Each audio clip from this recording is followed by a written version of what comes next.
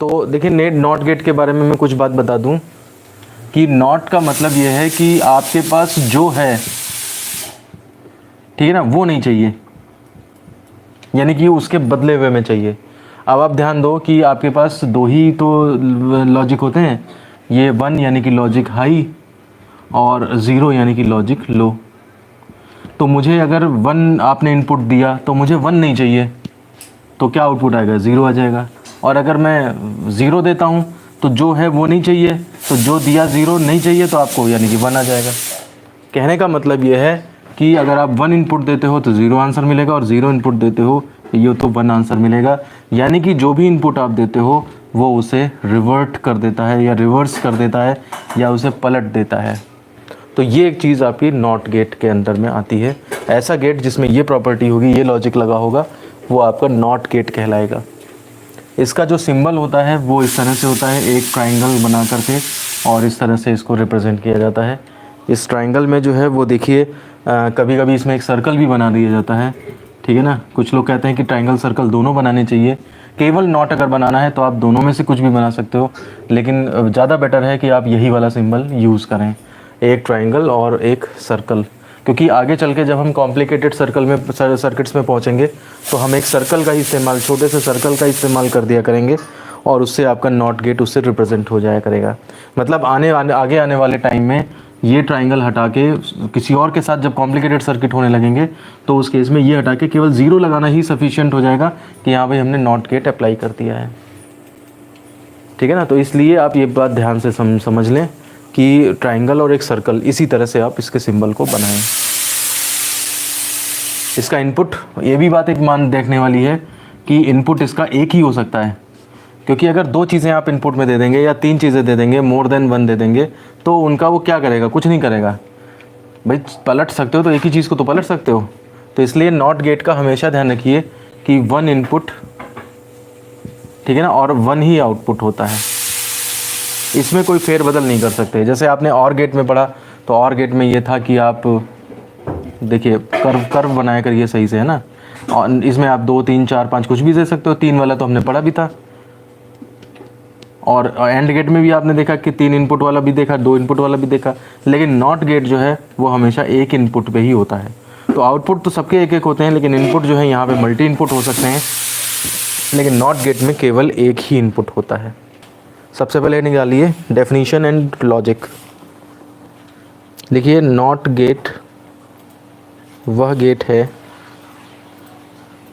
जो इनपुट को इन्वर्ट, या फिर आप कह सकते हो उसका कॉम्प्लीमेंट दे देता है।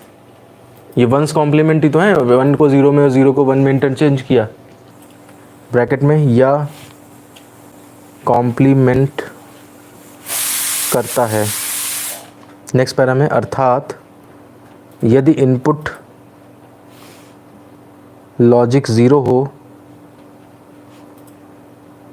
तो आउटपुट लॉजिक 1 होगा, और यदि इनपुट लॉजिक 1 है तो आउटपुट लॉजिक 0 होगा। नीचे नेक्स्ट पैरा में लिख दीजिए, यह गेट भी बेसिक गेट है। 3 होते हैं ना, और एंड नॉट, तीसरा हम पढ़ रहे हैं। बेसिक गेट लास्ट वाला है ये, इसके बाद कॉम्बिनेशन ऑफ गेट्स हैं वो और सारे गेट्स हैं। यह गेट भी बेसिक गेट है तथा इसमें केवल एक इनपुट ही हो सकता है, फुल स्टॉप। इसके बाद देखिए क्या होता था, इसके बाद डेफिनेशन आती थी सिंबल। तो हेडिंग डाल दीजिए सिंबल, और सिंबल में वो दूसरा वाला जो नीचे बना है ना वही बनाइए। इसमें लिख दीजिए सिंबल चित्र में प्रदर्शित है, जिससे स्पष्ट है कि नॉट गेट में केवल एक ही इनपुट व एक आउटपुट होता है। एक आउटपुट तो सब में होता है खैर, लेकिन इनपुट की बात मेन है कि इसमें केवल एक ही इनपुट होता है। अब हेडिंग डाल लीजिए ट्रुथ टेबल। देखिए ज़रा इधर ट्रुथ टेबल क्या हुई, एक ही इनपुट है तो इसलिए हमारे पास एक ही लिखा जाएगा बस, ठीक है ना। ये इनपुट हो गया, और आउटपुट में भी क्या है, y है केवल, तो y ही लिखा जाएगा, और यही टेबल हमारी कंप्लीट हो जाएगी। अब देखिए पॉसिबल इनपुट्स के कॉम्बिनेशन अगर निकालने हैं तो फॉर्मूला होता था 2 to the power n, n जहाँ पे इनपुट्स हैं। अब आप इसमें देखिए 2 टू द पावर केवल एक ही इनपुट है तो इसलिए दो ही पॉसिबल कॉम्बिनेशंस होंगे। दो कॉम्बिनेशन कौन से होंगे, एक या तो 0 दे दो या फिर 1 दे दो बस। और आप एक इनपुट पे क्या दे सकते हो, अगर हाँ दो इनपुट होते थे जैसे और एंड गेट में तो उसमें आप कॉम्बिनेशन बना सकते थे, उस पे 0 इस पे 1 दिया हुआ, उस पे 0 उस पे 1 दिया, दोनों पे 1 दे दिया या दोनों पे 0 दे दिया। लेकिन यहाँ पे आप ऐसा कुछ नहीं कर पाएंगे। तो अब ऐसे केस में आउटपुट क्या आएगा, जो है उसको उलट दो, यानी कि 0 है तो 1 कर दो, 1 है तो 0 कर दो। देखिए लॉजिक के बेस पे ट्रुथ टेबल बनी है, तो ट्रुथ टेबल आप बना लीजिए और फिर इसके बारे में लिख देते हैं ज़रा। नॉट गेट की ट्रुथ टेबल चित्र में प्रदर्शित है। ये चित्र बना दिया होगा आपने, है ना, फुल स्टॉप।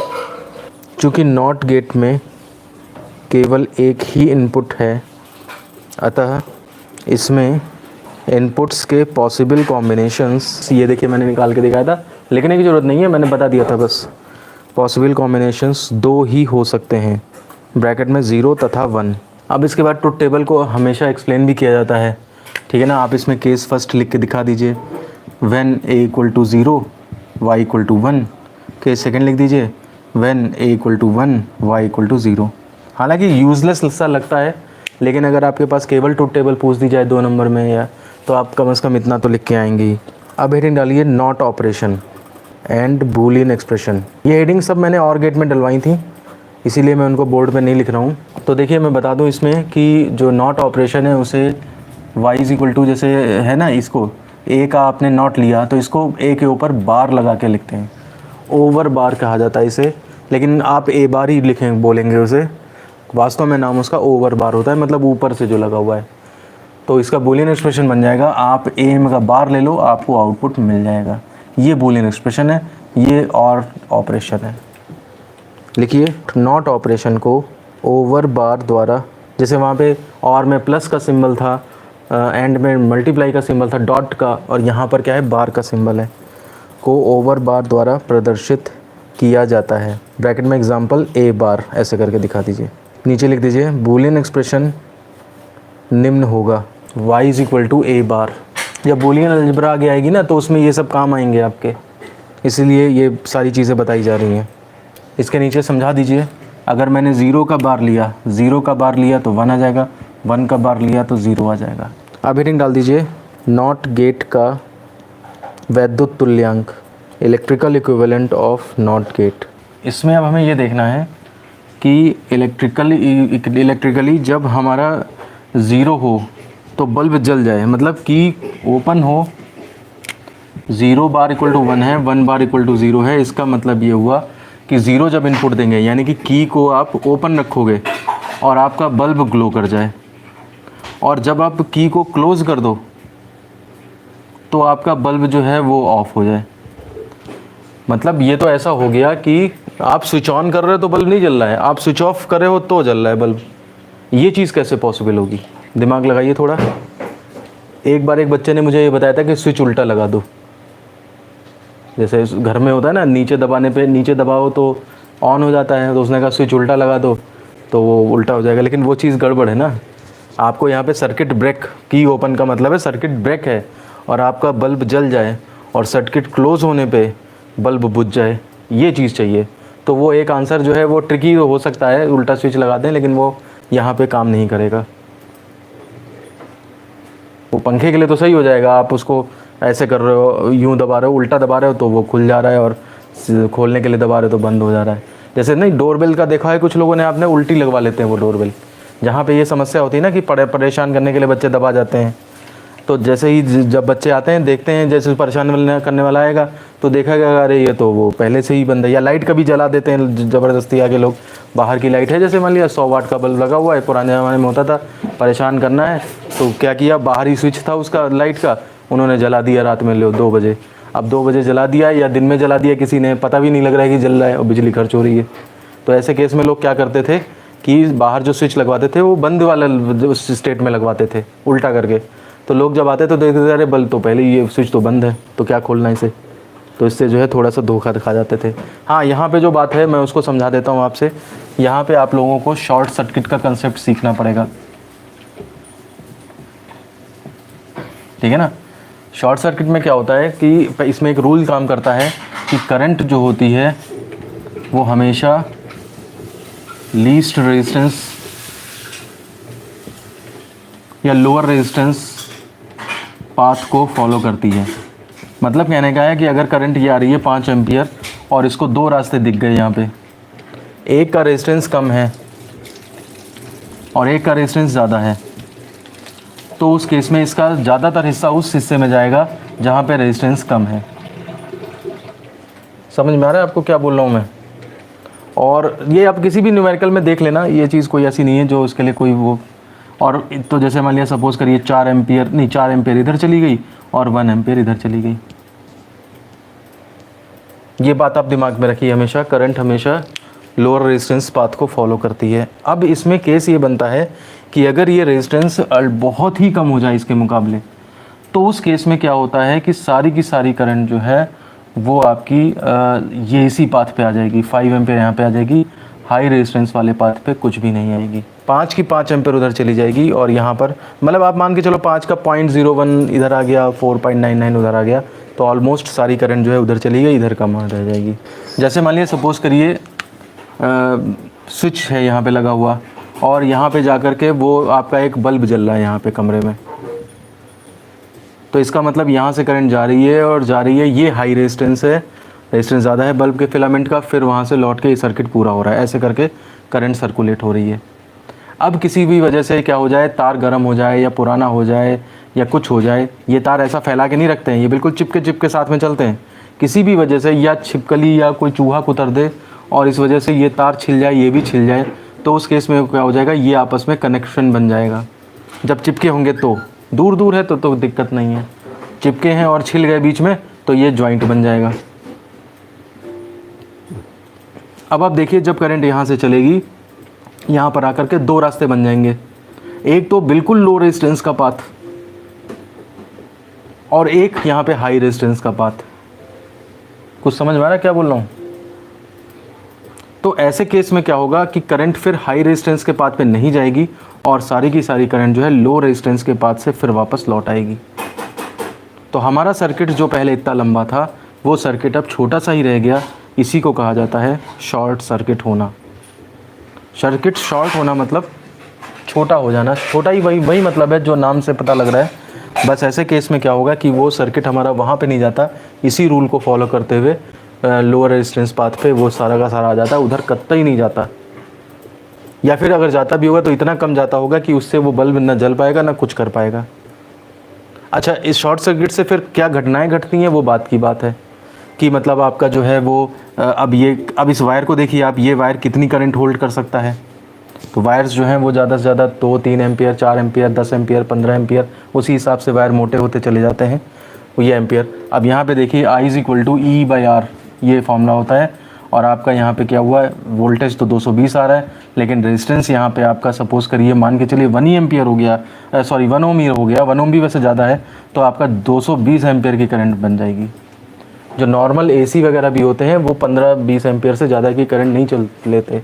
पूरे घर में आपकी मेन मीटर से जो करंट चलती है वो 15, 20, 25, 30 एम्पियर चलती है और यहाँ पे आपके 220 एम्पियर की करंट तब बन रही है जब 1 ओम रेजिस्टेंस है। वास्तव में वायर्स का और भी कम रेजिस्टेंस होता है, अगर आप इसको 0.1 भी मान लें तो 2200 एम्पियर की करंट बन जाएगी। और इतनी हैवी करंट पे H=I²RT यानी कि आपका हीट जो बनेगी, डेवलप होगी, वो एनर्जी जो डेवलप होगी वो I², 2200 का स्क्वायर आप लगाएंगे, आप हिसाब लगा सकते हैं। तो उस केस में जो है वो इतनी ज़्यादा हीट बनेगी कि वो हीट जो है वो आपकी केवल हीट की फॉर्म में रिलीज़ नहीं होगी, वो लाइट, हीट और साउंड, इन तीनों एनर्जी के फॉर्मेट में रिलीज़ होगी। और क्या होगा, चमक भी प्रोड्यूस होगी, गर्मी भी प्रोड्यूस होगी और साउंड भी आएगी। यानी कि यहाँ पे स्पार्क, इन तीनों एनर्जी जब एक साथ निकलती हैं तो उसे एक नाम दिया गया है स्पार्क, यानी कि चिंगारी। एनर्जी धीरे धीरे रिलीज़ हो तो कोई दिक्कत ही नहीं है, दीपावली पे पटाखे फोड़ते हैं, बम फोड़े जाते हैं, ये सब क्या नॉर्मल बारूद होता है, लेकिन बस वही है उसकी कवरिंग ज़्यादा कर देते हैं। आप अगर मोटे से सुतली बम को भी खोल के देखें, बारूद को इसमें ज़्यादा नहीं निकलेगा, उसकी कवरिंग अच्छी करी गई है ताकि एनर्जी रिलीज़ ना हो पाए, इधर उधर ना निकल पाए, तो बहुत तेज़ साउंड के साथ फिर निकलेगी जा करके। तो पटाखे में भी जब बारूद में आग लगाते हैं आप देखिएगा आवाज़ भी आती है। तो इतनी हीट रिलीज़ होने से क्या होता है, स्पार्किंग होने लगती है और आसपास का प्लास्टिक वगैरह इनका जो है वो आग पकड़ लेता है। और अगर भगवान न करे कोई पर्दा अर्दा ऐसे लगा हुआ है यहाँ पे आसपास, तो ये आग उस पर्दे में अगर लग गई तो वर्टिकली आग ज़्यादा बढ़ती है, क्योंकि वर्टिकल में आप ऐसा देखिए कि जैसे आग लग गई किसी चीज़ में तो ऊपर की आंच से वो चीज़ पहले ही गर्म होने लगती है, वो प्री हीट होने लगती है, और उसके बाद जब आग पकड़ती तो वो बहुत तेज़ी से पकड़ लेती है। हर चीज़ का इग्निशन पॉइंट होता है, किस टेम्परेचर पे वो जलने लगेगा। आप एक माचिस की तीली जलाओ और इस ब्लैक बोर्ड पे लगाओ कि ब्लैक बोर्ड नहीं जलेगा, समझ रहे हो, या दीवार पे लगाओ तो दीवार नहीं जलेगी, कपड़ा ही जलेगा केवल। लेकिन धीरे धीरे इस कमरे में आग लगती रहे और टेम्परेचर बढ़ता रहे बढ़ता रहे बढ़ता रहे तो ये अपने इग्निशन पॉइंट पे पहुंच जाएगा। ये चेयर भी, ये लोहा भी इग्निशन, ये दीवारें भी इग्निशन पॉइंट पे पहुंच जाएंगी और फिर क्या होगा, ये सब आग पकड़ लेंगे, दीवारें तक जलने लगती हैं। तो डिपेंड होता करता है कि अब जैसे मिट्टी का तेल है, मिट्टी के तेल में आप माचिस की तीली जलती हुई डाल दो, वो नहीं जलेगा, लेकिन पेट्रोल में ज़रा सा दिखा दो तो वो जल जाएगा। तो ये सब इनके इग्निशन पॉइंट पे डिपेंड करता है कि क्या किस तरह से आग पकड़ेगा। तो ये चीज़ जो है, मैं थोड़ा सा दूसरे डायरेक्शन में भटक गया, तो ऐसे में ये शॉर्ट सर्किट है। तो अब हम इसके बेस पे बनाना शुरू करते हैं। देखिए हम क्या करेंगे कि ये अगर हमारा वोल्टेज सोर्स है, हम की को इस सर्किट में लगाएंगे ही नहीं, ये बल्ब है, ठीक है ना, और की को हम जो है वो इसके यहाँ पे ऐसे लगा देंगे। ये आपका इनपुट हो गया ए और यहाँ पे आउटपुट वाई हो गया, ये आपका बल्ब है और ये आपका वोल्टेज सोर्स है। मतलब हमने शॉर्ट सर्किट करने का हिसाब किताब कर दिया है। तो देखिए इसके अंदर अगर हम केस फर्स्ट देखें तो देखिए when A equal to zero, when A equal to zero, तो ए इक्वल टू ज़ीरो पे आपकी की ओपन है और की ओपन है, और इस केस में देखिए आप ये सर्किट आपका चलेगा, चलता रहेगा। तो करंट जो है, करंट विल फ्लो, और करंट फ्लो होने से बल्ब विल ग्लो, और करंट बल्ब ग्लो होने से क्या होगा, y इज इक्वल टू 1 आ जाएगा। आप ये रफ पे नोट कर लें कहीं पे, नोट्स जो हैं वो आप इसके खुद मेंटेन करेंगे आप, ठीक है ना, क्योंकि ये चीज़ें बार बार 2 केस पूरे बना के लिखने होंगे आपको। मैं एक साथ लिखवाई दे रहा हूँ और फिर आप इसको मेंटेन करके लैंग्वेज लिख देंगे। केस सेकंड, केस सेकंड देखिए क्या है, व्हेन, ये मेन चीज़ है, व्हेन ए इक्वल टू 1, जब आपने ये की क्लोज कर दी तो इसमें आप जो डायग्राम बनाएंगे उसमें ये ज्वाइन कर देंगे, ठीक है। ज्वाइन ऐसे नहीं किया जाता, बल्कि ज्वाइन ऐसे किया जाता है, ये 2 पॉइंट बना के आप लाइन ऐसे ड्रॉ कर देना, ये इस तरह से ज्वाइन होता है। वही रॉड, वही चीज़ उठ करके ऐसे आ जाती है बस। तो ए इक्वल टू 1 पे क्या है, आपकी की क्लोज हो जाएगी, और की क्लोज होने पे क्या होगा, करंट देखिए अब यहाँ से जब चलेगी तो यहाँ पे उसको लोअर रेजिस्टेंस का पाथ मिलेगा और हाई रेजिस्टेंस का, तो वो लोएस्ट रेजिस्टेंस के पाथ से सारी की सारी करंट चली जाएगी और ये यहाँ से चली जाएगी, बल्ब में नहीं जाएगी। मतलब कहने का मतलब आपका सर्किट शॉर्ट हो गया, इस वजह से बल्ब नहीं जलेगा। तो की क्लोज में क्या हुआ कि करंट जो है वो will not flow in bulb, ठीक है ना, बल्ब से करंट नहीं जाएगी, बल्कि वो शॉर्ट होते यहीं निकल जाएगी। तो उस केस में आपका जो है बल्ब विल नॉट ग्लो, जलेगा नहीं, और नहीं जलेगा वो बल्ब, तो उस केस में आपका आउटपुट 0 हो जाएगा। तो जब हमने इनपुट 1 लिया तो आंसर 0 आया, और 0 लिया तो आंसर 1 आया। इस तरह से आपका ये इलेक्ट्रिकल एनालॉग बनेगा। पहले वाला जो डायग्राम बनाएंगे उसमें बल्ब जलता हुआ दिखा देंगे, यानी कि ये रेज निकलती हुई, और दूसरे वाले में बुझा हुआ दिखा देंगे। मैं इसको थोड़ा सा लिखवा देता हूँ, स्टार्टिंग करा देता हूँ, फिर आप इसको कंप्लीट कर लीजिएगा। चित्र में नॉट गेट का इलेक्ट्रिकल इक्विवेलेंट दिखाया गया है, फुल स्टॉप। इसमें केवल एक स्विच कैपिटल ए का प्रयोग किया गया है। अब केस फर्स्ट लिखिए। केस फर्स्ट का डायग्राम अलग से बनेगा जिसमें कि आपका बल्ब ग्लो करेगा और ये खुला रहेगा, है ना। और केस सेकंड में डायग्राम फिर से दोबारा बनेगा जिसमें कि एक की क्लोज हो जाएगी, बल्ब की रोशनी चली जाएगी, और ये इसको लैंग्वेज में आप लिख देंगे। अब जैसे लास्ट में हेडिंग आती थी कि 3 इनपुट का और गेट या 3 इनपुट का एंड गेट, तो यहाँ पे ऐसा कुछ नहीं है। तो लिख दीजिए, हेडिंग डालिए, नॉट गेट में केवल एक ही इनपुट होती है। इसमें अंदर लिख दीजिए एंड कॉमा और, तथा अन्य गेट्स जैसे नैंड, NAND, अभी हम इसको पढ़ेंगे आगे, NAND, NAND comma nor, comma XOR इत्यादि सभी गेट्स में 2 या 2 से अधिक इनपुट्स हो सकती हैं, किंतु नॉट गेट में सदैव एक ही इनपुट होती है। ठीक है, तो इस तरह से हमारा नॉट गेट कंप्लीट होता है। अब हमें प्रैक्टिस पड़ गई है, सारे बेसिक गेट्स कंप्लीट हो गए हैं। प्रैक्टिस इस बात की पड़ गई है क्या ट्रुथ टेबल होती है, कैसे बनाई जाती है, क्या होता है, तो कैसे ट्रुथ टेबल बनाई जाती है, कैसे इलेक्ट्रिकल इक्विवेलेंट बनाया जाता है, कैसे केसेस लिखे जाते हैं, ठीक है ना, सिंबल्स वगैरह। तो अब आगे के, अब कल से जो हम स्टार्ट करेंगे वो एडवांस्ड गेट्स हैं, नैंड गेट, नॉर गेट, जोर गेट। तो इनको जो है आपने ज़्यादा डिटेल में समझना है, क्योंकि इनके भी यूज़ होंगे आगे आपके उसमें। छोटी क्लास में ऐसा नहीं होता, नैंड और नॉर बना के उनको यूनिवर्सल गेट कह दिया जाता है और बस उतने पे ही ख़त्म हो जाता है वो। लेकिन यहाँ पे आपको आगे भी बढ़ना है। नोट्स देखो, नोट्स क्या, तुम वीडियो ही देखो, उससे तुम्हें ज़्यादा अच्छी तरह समझ में आएगा, और नोट्स तो उसी में बनवा ही रहा हूँ मैं। आप वीडियो देखते हुए समझें और नोट्स बनाएं, ये सबसे बेस्ट तरीका है। अगर आप PDF इकट्ठा करके या किसी के नोट्स की फ़ोटो खींच के उससे लिख लेते हैं, बिल्कुल बेकार मेथड है। मैं कभी भी सपोर्ट नहीं करता इस चीज़ को। अपना नुकसान कर रहे हैं, अपने पैरों पे कुल्हाड़ी मार रहे हैं, ठीक है ना। नोट्स तो क्या, आप ये जितने बच्चे हैं मेरे उसमें पढ़ते हैं, उनसे किसी से भी ले लीजिए, मैं दे दूँगा। लेकिन मैं सजेस्ट करूँगा कि आप जो है ऐसा ना करें कभी। अपने पैरों पे कुल्हाड़ी मार रहे हैं, अपना नुकसान कर रहे हैं, ठीक है ना। क्योंकि देखिए, हम लोग समझाने का काम कर सकते हैं, हम किसी का हाथ पकड़ के उससे कुछ करवा नहीं सकते। तो इसलिए आपका पूरा साल आपके लिए है, पूरा सेमेस्टर 2-3 महीने जो है, एग्ज़ाम भी आपको देना है, सबने देना है बल्कि एग्ज़ाम, ठीक है ना। अच्छा परफॉर्म कर लेंगे आप, अच्छा इंटरव्यू दे देंगे, वाइवा दे देंगे, बाद में अच्छी नौकरी मिल जाएगी। जो एक बच्चा शिवम शुक्ला था, उसका इंटरव्यू था, तो उसके इंटरव्यू में उसने एक बात कही थी, मैंने वो बात काट दी वेब की, मुझे एडिटिंग करनी पड़ी उस बात की। उसने ये कहा था कि जो बच्चे ये कहते हैं कि हमारी जॉब नहीं लग रही, ये नहीं लग रहा, वो नहीं लग रहा, तो उनको देखिए उनके क्या रिकॉर्ड है और किस तरह से उन्होंने 3 साल पढ़ाई करी, 3 साल मौज मारी, और फिर बाद में अब कह रहे हैं कि हमारी नौकरी नहीं लगी। तो ये बात थोड़ी सी मुझे ऑब्जेक्शनेबल लगी, तो इसलिए मैंने सोचा मॉरल डाउन होगा कुछ बच्चों का, तो इसलिए मैंने वो बात वहाँ से हटा दी। लेकिन रियलिटी यही है। तो इसलिए ऐसी कोई बात नहीं है, आप वीडियो देखिए और उससे नोट्स बनाइए, समझिए। 2-3 बार समझ में, वीडियो देखने पर भी, नोट्स बनाने पर भी, फिर उसको रिवाइज़ करने पर भी, बाद में फिर कभी भूल जाए या कुछ हो जाए तो फिर से वीडियो देख लीजिए। कहीं भी देख सकते हैं आप, किताब या कॉपी ले जाने की ज़रूरत ही नहीं है, मोबाइल रहता ही है आपके पास। चलिए तो फिर क्लास ख़त्म करते हैं, काफ़ी टाइम हो गया है, ठीक है ना। चलिए, ओके।